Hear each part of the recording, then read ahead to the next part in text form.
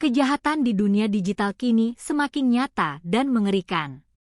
Sebuah pukulan telak baru saja menghantam industri perbankan daerah di Indonesia. Direktorat Reserse Kriminal Khusus Polda Jambi akhirnya berhasil membongkar sindikat internasional di balik kasus peretasan Bank Pembangunan Daerah atau Bank Jambi. Tidak main-main, kejahatan siber berskala besar ini telah mengakibatkan kerugian yang sangat fantastis, yakni mencapai 144,82 miliar rupiah. Jika kita melihat kembali runutan kasusnya, badai ini bermula pada awal tahun, tepatnya pada tanggal 22 Februari 2026. Kala itu, kepanikan massal melanda Provinsi Jambi. Ribuan nasabah Bank Jambi berbondong-bondong melapor karena mendapati saldo tabungan di rekening mereka mendadak hilang secara misterius dalam waktu singkat. Setelah dilakukan penyelidikan mendalam oleh tim siber kepolisian, terungkap fakta yang mengejutkan. Sebanyak lebih dari 6.000 rekening nasabah ternyata telah menjadi korban pembobolan terstruktur dari jaringan yang terorganisir dengan sangat rapi. Siapa sebenarnya aktor di balik layar skandal besar ini?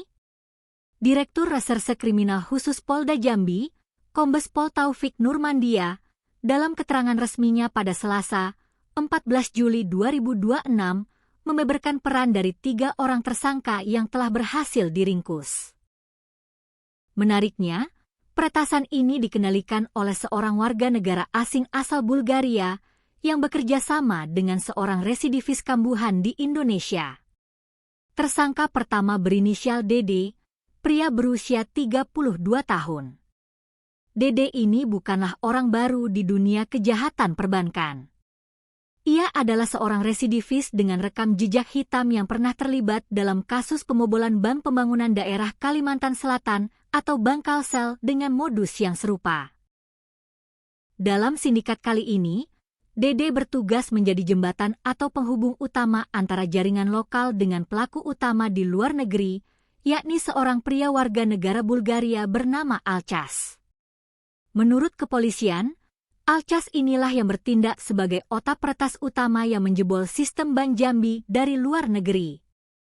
Cara kerja sindikat ini terbilang sangat rapi. Dari luar negeri, Alchas memberikan instruksi kepada Dede untuk mencari orang-orang lokal yang bersedia membuka rekening Bank Jambi yang nantinya akan dikawinkan dengan rekening aset kripto sebagai jalur pencucian uang. Dalam menjalankan misi gelap tersebut, Dede tidak bergerak sendirian. Ia dibantu oleh tersangka kedua berinisial Tas yang berusia 33 tahun. Di lapangan, kerjasama antara Dede dan Tas ini terbilang sukses besar. Keduanya berhasil merekrut sekitar 45 orang warga untuk membuka rekening bank baru.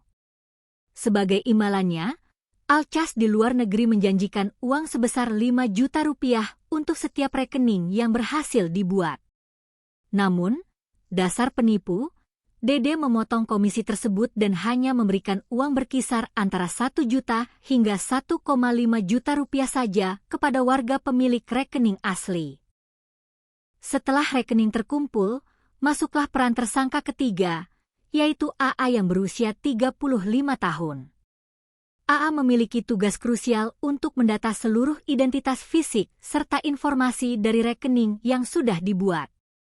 AA menyiapkan telepon genggam baru untuk mengaktifkan kembali data rekening, nomor telepon, hingga kata sandi. Data-data pribadi yang valid inilah yang kemudian digunakan oleh sindikat untuk membuka akun atau rekening aset kripto.